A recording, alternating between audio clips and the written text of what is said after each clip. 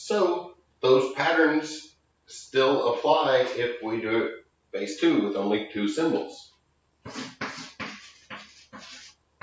Which, just like our decimal one, gets a special term. Our binary number system. This word really, that means 2 states. Computers make use of binary. The word binary has been around a lot longer than computers. But it's just a lot more common these days because computers are everywhere. So binary means 2 states. That's the one or the other situation.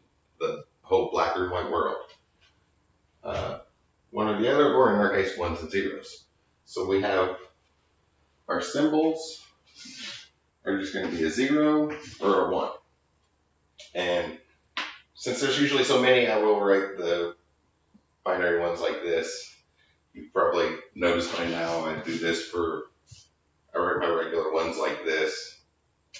Well, I'll go ahead and share with you why I do that, so that you're aware of, watch out for this mistake I made, because on a very important test, at a step in the middle of a very important test, as I was going through school, 301 times log of something, times natural log showed up.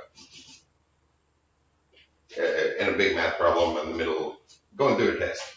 So I think you can probably figure out really quickly what happened on the next step of that problem here. And it was a very important test. So since then, I write my ones like this and my L's like that to avoid a silly mistake like that, especially in a very important spot. Decided to share that with you, but when writing binary stuff, there's going to be a whole bunch of them, so I'll write the regular old simple ones.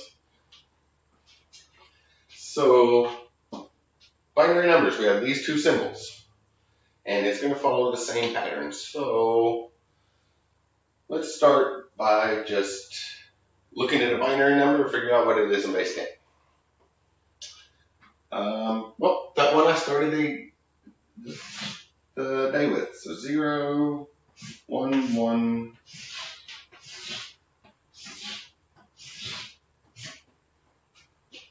So I started this lecture with this number. So might as well use it as an example here. So just like we were doing, we give each number a column.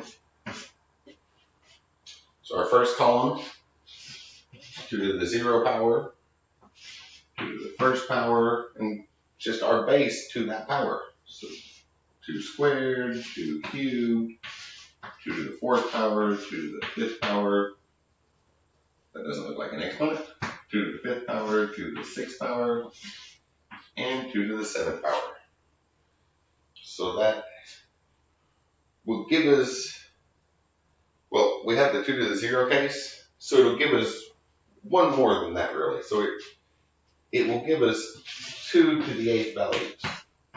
So 256 values, which are the numbers, we're going to include 0 as one of our options. So that's the numbers 0 through 255. We can store 256 values in 8 bits, which we get a word for that one. 8 bits. Each 0 or 1 is called a bit, and we need more than 1 bit usually. So when we put 8 of them together, we call that a byte. And so bit is just a single symbol. Byte is going to be 8 bits. And after that, we use the regular metric prefixes. Kilo for 1,000, mega for a million, giga for a billion, and so on. We have the other ones, but they, I should say metric prefixes because we don't use decabits or hectabits. We don't ever refer to those. We use the engineering prefixes, and that's the ones in powers of 3. Because we also have words for those, right? 1,000, million, billion. Those are the ones we have words for. So when we use just those prefixes, that's called engineering rather than the regular metric system. So like on your calculator, when you switch between different modes and one of those modes is going to be E and G. That means it's always going to show in powers of 3. But yeah, and then just, well, you probably know them from the metric system. Kilo, giga. We don't get smaller though. We don't have millibits. We don't have part of a bit. So just the bigger prefixes. So we need to figure out what this number is. So we have, and adding this up is a little easier because we only have zeros or 1. So if it's a 0, it's 0 times 2 to the 7th plus 1 times 2 to the 6th plus 1 times 2 to the 5th plus 0 times 2 to the 4th. Where am I? Plus 0 times 2 cubed. 0 times 2 to the 1st plus 1 times 2 to the 0. So we're going to write all that out, but it's a whole lot easier in binary because we only have a 1 or a 0. We either have the value from that column or we don't. So another way to write this is, well, we don't have any 2 to the 7th. So we don't even really have to write that. We have 1 2 to the 6th. So we have a 2 to the 6th power plus 1 2 to the 5th plus, don't have any fourths, thirds, squares, first power. The next one we have is 2 to the 0 power. So 2 to the 6th power is going to be 64, and you can just punch in a calculator if you don't remember them. You're going to remember some of these just because we see them a lot. You're going to recognize the numbers probably from hearing about computer stuff. But you'll get used to a few of them very, very quickly. Until then, just punch them in a calculator. So 2 to the 5th power is 32, and 2 to the 0 power is 1. So then 64 plus 32 plus 1. So 60 plus 30 is 90, and 4 plus 2 is 6, plus 1 is 7. So that number is going to be a 97. And notice that our pattern is the same as what we were doing, only we can abbreviate it a whole lot because we either have that power for that column or we don't have it. So we don't even really have to write the ones we don't have. Just write the ones we do have down and add them up. So I filled up the board really quickly there. I'll erase this and then we'll go the other way. We'll start with a base 10 number and go into a binary number. 2 quick notes about what was just on the board there. This first one, I wanted to separate it from when I was talking about that to make it stand out because it's an important one to remember, but we don't necessarily talk about it this way. So I referred to the metric prefixes, the kilo, mega, giga, it said 1,000, million, billion. Obviously, those are what those prefixes mean in the decimal system, in base 10.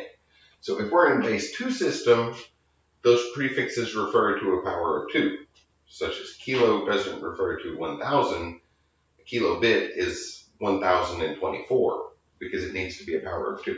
Same thing with mega and giga, tera, octave, we go on and on. All the prefixes, they're in the same range as the metric prefixes, but it needs to be a power of 2. So they come out as a mouthful. So when we're just talking about them, we just go ahead and say 1,000 instead of 1,024. But keep that in mind. That's why I wanted to separate it at this point here. Keep that in mind because if you're sitting down actually doing calculations and stuff, those extra 24 bits in the kilobit are going to add up versus from what we say versus how many it actually is. So just keep in mind that it actually means that, but that's a mouthful, so we just say 1,000 or million or billion instead of the exact power of 2, unless we're sitting down with a calculator and figuring things out. Then we need to be aware of that other little discrepancies. The other point is there is an easier way to do this. So we're going through all the steps here. The last thing I put on that list at the beginning is an easier way to do this. So we'll see an easier way to convert before long, to convert between the systems. But for now, we're still converting between the systems. So let's take a base 10 number and go to binary. And obviously this gets to be a lot to write on the board. So to pick one, I'm going to pick something less than 255. 237 in base 10. So if it's under 255, then I know it'll fit in one byte, and I only have to write 8 bits on the board. So 237 converted to base 2. So pick that one from the range that I know it'll fit in one byte. So we put 8 slots over here. 1, 2, 3, 4, 5, 6, 7, 8. Yeah. And then just like our pattern's been doing, 2 to the 0 power, 2 to the first power, 2 to the second power, 2 to the third power, 2 to the fourth power, 5th power, 2 to the 6th power, and 2 to the 7th power. And now we just need to see if we have that column's value in this number and add up our columns to get exactly 237. So over here at the side, I'll start subtracting them. So 237, and it's a good idea to start with the biggest column here. So our biggest column is 2 to the 7th. So that's 128, which you can punch in a calculator to get used to those numbers. Again, they're going to show up quite a bit, so you'll remember before too long. Or we're working with computers. Computers are calculators, so there's a calculator app on your computer somewhere. Just punch it in there. But 2 to the 7th is 128. So do we have one of those? Oh, yeah, 128 is smaller than 237, so we definitely have one of those. Then we got to do the subtraction. So we have to, that whole process that we were doing earlier. 17 minus 8 gives us 9. 2 minus 2 is 0. 2 minus 1 is 1. So we have 109. So we'll have one of those and 109 left. So our next one, 2 to the 6th, that's going to be a 64. So do we have a 64 in this number? Yeah, 64 is smaller, so we'll go ahead and we have one of those. That's 45 left. So our next column, 2 to the 5th, that's a 32. Do we have a 32? Yeah, 32 is smaller than 45, so we'll subtract that off. We get 13. So we have a 32 in there. And that's kind of what we're just adding numbers up until we get to 237. So 128, have one of those, plus a 64, got one of those, plus a 32, and so on. And just think about it maybe think about it that way. Everybody thinks a little bit different, so some people prefer to add them up, and some people prefer to subtract them. I was just doing the subtracting one for the lecture. This is the way works better for my mind, but this is the way that gets written a lot neater for description. So, whichever way you prefer, either add up what you have until you get to that number, or subtract the next one you're looking at until everything cancels out. So our next column is a 16. It's 13. When we subtract 16, that's too big. So we don't have any 16s. 2 cubed, that's 8. Well, that one we can take away. 13 minus 8 will leave us 5. So we do have an 8. Next one's a 4. Yep, we got a 4. Minus 4 leaves us a 1. So we'll have a 4. Then 2 to the first power is a 2. We don't have any 2s and a 1. We don't have any of those. And then we have that last one. So that's what 11101101 is how we would represent 237. Okay, once again, there's an easier way to do the conversions. We'll get to that before long. Still kind of going through the whole process here though right now. So the next step in our doing math symbolically, like we learned back in elementary school with decimal numbers, only with binary numbers now, is to do the math. So, yeah, 11 and 5 will work for base 10. That'll show both symbols and just a couple of columns, and then we can do, just extend this over to more columns. So we'll add and subtract those to go over the process. And so we can check our answers. So 11 plus 5 will give us 16, and 11 minus 5 will give us 6. So we can check our answers afterwards. So first off, let's add these. Well, I guess the first thing we have to do is convert them to binary. So we just went over the subtraction way, which looks a lot neater on the board. The adding, we'll go over the adding way now, just to show them both. So we need 11. 2 to the 4th power is 16. Both numbers are smaller than 16. So that means we could do that with our largest column being 2 to the 3rd power. One less than the number of columns we have, because we have that 0 power column. So our biggest one would be 2 cubed, which is an 8. So we do have an 8 and an 11. Leaves us 3. Means we don't have any 4s. Still left with 3. So we'll have a 2. Have 1 left. And have a 1. So that's kind of how I go through it, just adding them up. So we have an 8. 8 plus 4 would be 12. That's too many. 8 plus 2 would be 10. That'll work. 10 plus 1 more gives us 11. That's the way I find it a little bit easier.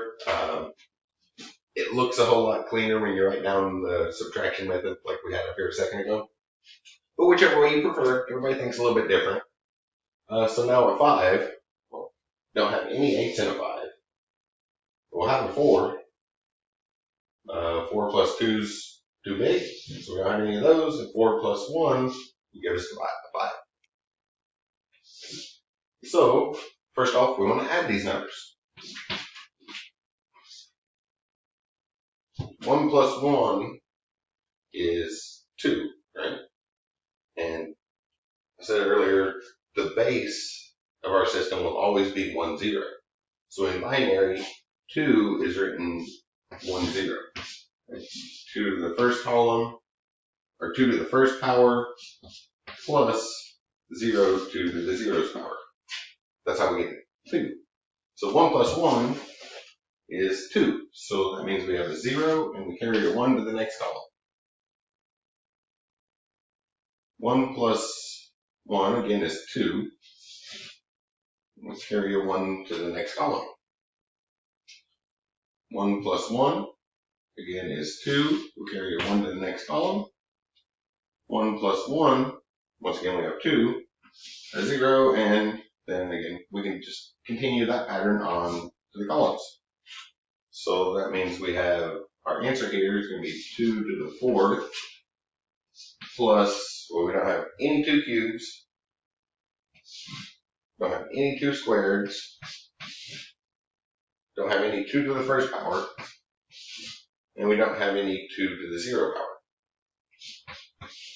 So 2 to the 4th is 16, and that's what we would have expected from there. So you can see the pattern kind of goes the same. We just add them up and carry bits over if we need to. So now let's try subtracting these. So 1, 0, 1, 1 minus 0, 1, 0, 1. So we'll just kind of go through the columns again. And I just copied that instead of doing the conversion, but I guess I could do the conversion because we're just learning it here, right? So both of them are smaller than 16, so we can fit them in 4 bits. So our biggest one will be 2 cubed, so an 8. 8 plus 4 would be too big. 8 plus 2 would work. 8 plus 2 to the first gives us a 10. Still smaller than 11, so 10 plus 1 gives us an 11. The same thing on the next one. We don't have any 8s. We have a 4. 4 plus 2 is too big, so then 4 plus 1 will give us 5. Now we can just subtract these. So 1 minus 1 can be 0. 1 minus 0, that's easy, 1. 0 minus 1, well, that's where we have to borrow. So we need to borrow from the next column. So we had 1 here, so when we borrow that 1, we're not going to have anything left in that column. And we're borrowing something from the next column, which is a power of 2 bigger. So we're borrowing 2, which in binary is row 1, 0. So then 2 minus 1 leaves us 1, and 0 minus 0 gives us 0. So if we add these up, we don't have any 2 cubes. Well, then we have a 2 squared. 2 squared plus, then we have a 2 to the first power, 2 to the first power, and we don't have any 2 to the 0 power. Plus 0, I guess I should put a plus 0 over in this side to be systematic as well. Don't have any 2 cubes. We have a 2 squared, a 2 to the first power, and no 2 to the 0 power. 2 squared is 4, plus 2 gives us a 6. So you can see our pattern of manipulating the symbols and carrying bits or borrowing from the next column still works. And that thing we learned back in elementary school still applies with multiplication and division lined up in columns. It gets a little bit messy, especially doing the division here with the columns and the whole division symbol and the subtracting stuff. That one gets really messy, but it still works the same as what you would have learned back in elementary school. Same thing with multiplication, and where we shift the next row over to line up the columns. That still applies, but remember we can only add together as many as we have our base. So we can only add together 2, which we usually have. We're going to have a lot more than 2 rows, so we have to keep totaling it along the way. Otherwise, you might have to carry things several columns over, and that can get that adds a big area for a mistake to happen. But otherwise, this still applies the same. But multiplication is just repeated addition, and division could be viewed as just repeated subtraction. So we're talking about this for computers, and computers are really great at repeating things, so we can just think of it that way. So this isn't exactly what's going on in the machine. So as far as our course material, we're not going to get into the super fine details. I did include a video in the supplemental playlist that does go over what the machine's doing. The key point is we don't want to wire up more than we need, though. So when we go and start hooking up wires and things and wires and switches, carrying something is a whole lot easier than borrowing. So it's closer to this. But the other thing about what the machine is actually doing is we don't have addition. Addition is not one of our operators in Boolean algebra. Addition is for this type of math, not for Boolean math. So we have to use our logic gates, which our course won't cover till next week. But we have to use a logical operator or combination of logical operators to do this, because we don't have addition in Boolean algebra. But this was mostly just kind of going over this process. And as a result of that second one, we want to refine it to just one operation, right? Because then if we can get to one operation and build everything from that, then there's a whole lot. We can do more with a simpler circuit. So that's what we're going to do. And with these two, you should already be familiar with how we can combine these to make to do it with a single operation. So instead of subtraction, 7 minus 3, we could view that as add the negative, right? So like 7 plus a negative 3. And if we do it that way, we can do it all with one operation, which is usually often represented with a plus. It should be wrote with a circle plus because it's not exactly the same as addition. It's Boolean algebra, so we only have our logical operators, we don't have an addition operator there. That's generally beyond the scope of this course, but I did include that in the supplemental video playlist if you want to check that video out. Though it refers to logic gates, which we won't cover until next week.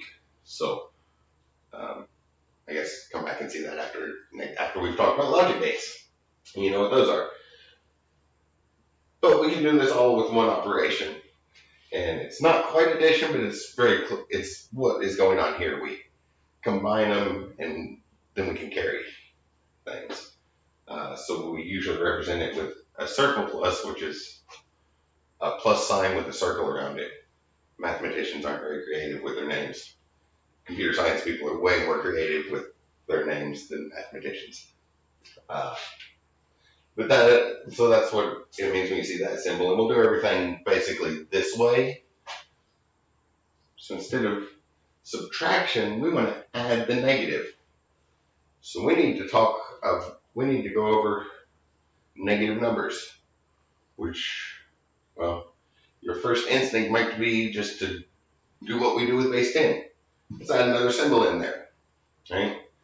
So on these numbers, 1, 0, 1, 1, 0, 1, 0, 1, let's add another symbol to represent positive and negative. Let's say a 1 is negative and a 0 is positive. I can't recall off the top of my head if that's what the book did. The book might have went the other way. And when I was putting the questions together for the quizzes and the homeworks, I went with what the book had. So if the book had them flipped, make sure you go with what the book says. But again, we're just defining these symbols to mean something. We can do whatever we want there. We can say, okay, this symbol means this, and this symbol means that. So for the quick example here, I'm going to write a 1 for negative and a 0 for a positive. So to do this, we could just do positive 11 plus negative 5. Would be kind of the same thing here. But then it's not going to, when we get back to that just only one operation, that's not quite going to work. We're going to have to define a whole bunch of stuff, a whole bunch of extra stuff to keep what that is. So, and there's one other problem called the 0 problem. Come back over here and erase this. Because, well, I erase the board. If we're talking about positive and negative numbers, we have 2 of everything, right? It's positive 1, negative 1. Positive 2,347, a negative 2,347. We have 2 of everything. What about 0? Do we have 2 zeros?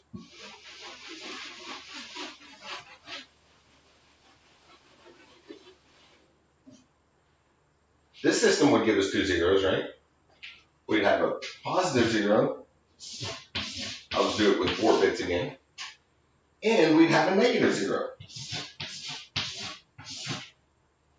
And this type of system is called the sign magnitude.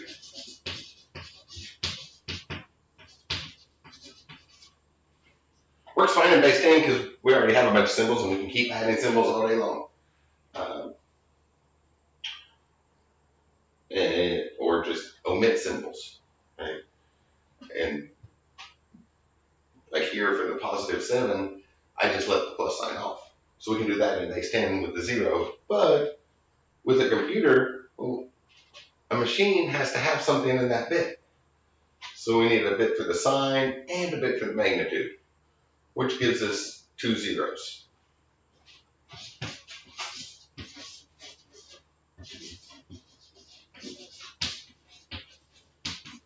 But we don't have 2 zeros. That's the only number in our entire number line there's only one of. Everything's reflected across it. We don't have a second 0, which kind of gives us a problem when we want to try to another problem when we want to try to do everything with one operation. And like I said here, if we tried to do math with that, all we can do is what we were doing before. Recognize that that means subtraction and then subtract that number instead of having a specific definition for a negative number. So to get around that, we use what's called 2's complement.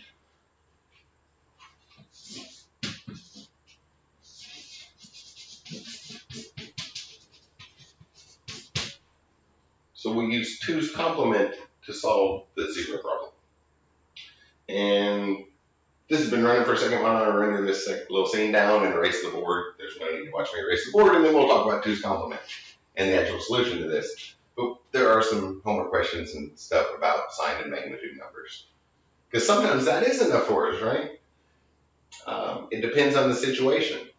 And obviously, if just tacking an extra bit onto our number is enough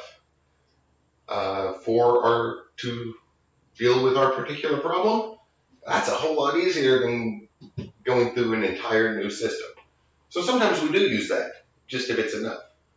But there are some questions about that, the sign and magnitude. 1 bit for the sign, and then the magnitude. And any questions about that in the homework, go with what the book says.